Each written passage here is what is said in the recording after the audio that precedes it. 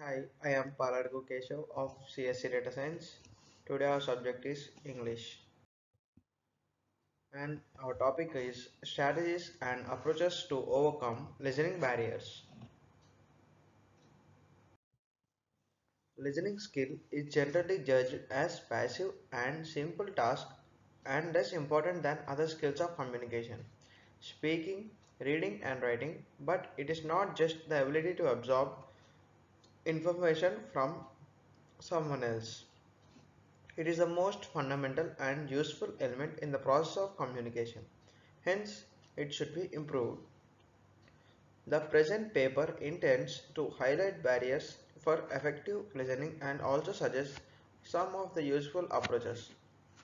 The mother tongue influence, fallacies that people should hold about listening, etc. Could be few of obstacles for effective listening.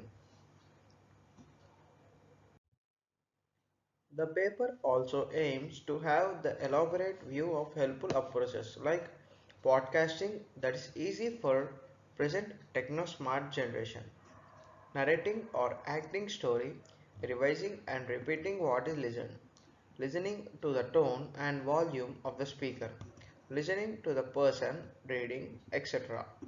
to develop effective learning. Keywords are listening skills, barriers, approaches, podcast, fundamental, effective. If we are supposed to talk more than we listen, we would have two tongues and one ear. This quote was told by famous person Mark Twain.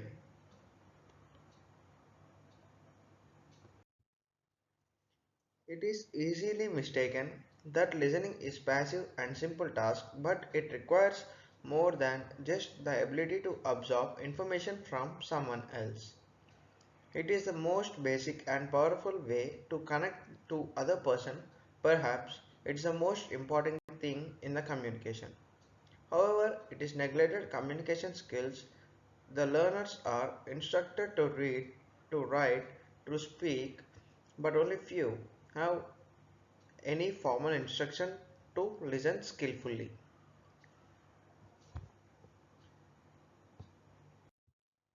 Many believe that talking is most important element of communication, but Adl R. Rosenfeld and Proctor R. in their research show the time a person engage in some sort of communication, approximately on an average of 45% is spent listening compared to 30% speaking, 60% reading, and 9% writing. Since listening plays a key role for comprehension, to acquire insight and information, and to achieve success in communicating with others, initiatives should be taken to develop language abilities before suggesting few of the strategies to improve listening skills. This paper intends to list down some of the barriers in listening.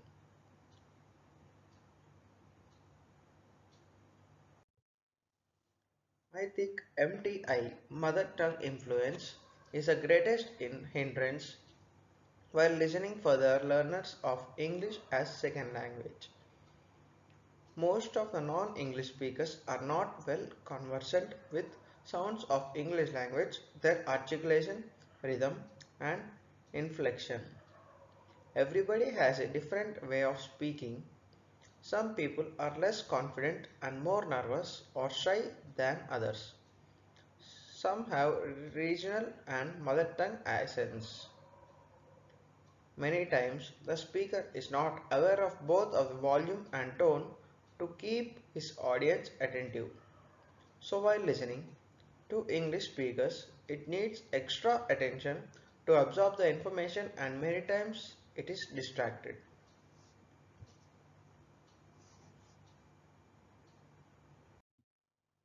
Among the others hindrances of effective listening are the fallacies that people hold about listening. As a non-English speaker emphasize on developing speaking skills, they blame the speaker for not speaking accurately. if they fail to comprehend the message or they pretend that they did not get the point. While interacting, people often do not listen carefully. They may be unfocused, thinking about other things, or thinking about what they are going to say next.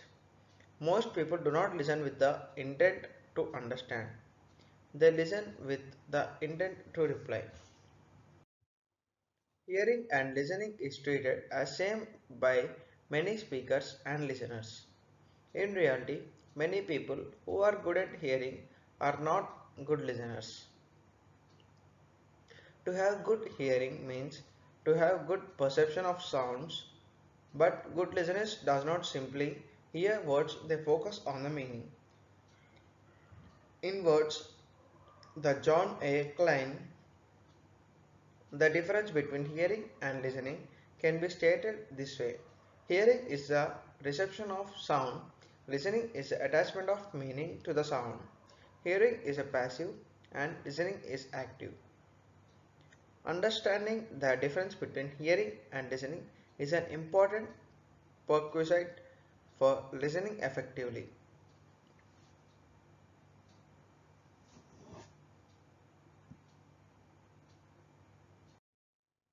Poor listening may be sometimes due to listeners' weak language proficiency in general, constricted range of vocabulary in particular.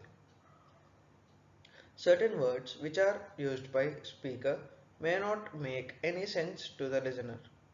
These words need not to be rare or technical words. Even though the listener does not understand a word, he may not ask for clarification because he may be afraid or shy or because he does not get an opportunity. Instead of pondering over the barriers, let's find out some of the strategies or solutions to overcome the difficulties to have effective listening skill. As there are many ways to put up a list of suggestions, few effective ones are experimented and listed below. Podcasting. Podcast is a portmanteau word combined from iPod and broadcast.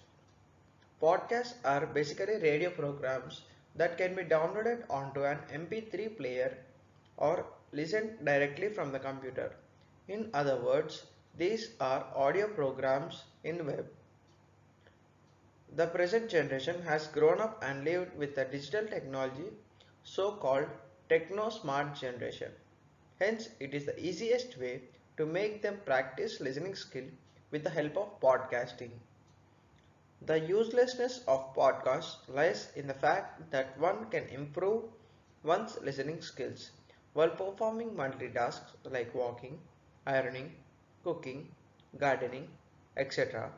While doing so, it does not understand everything.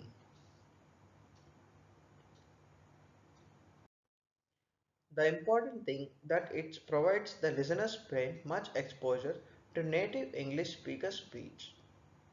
This activity effectively bridges the gap between the formal English which dominates the most language classrooms and the informal English used in the most real-life communication events.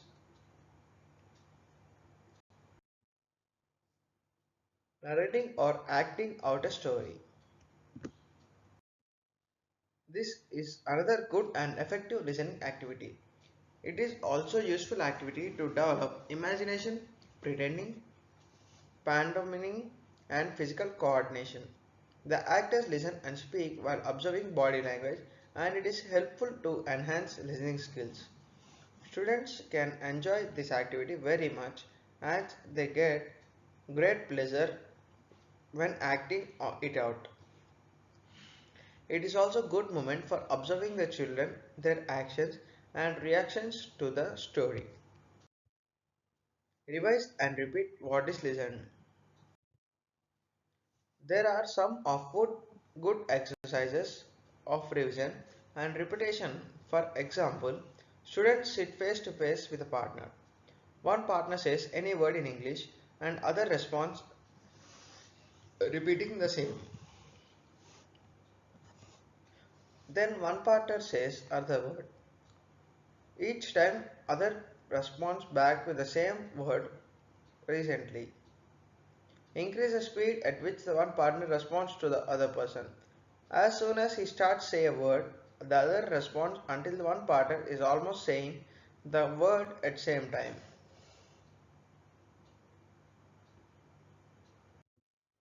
It will be surprising result. By the end of the exercise, both partners will be saying the word at the same time.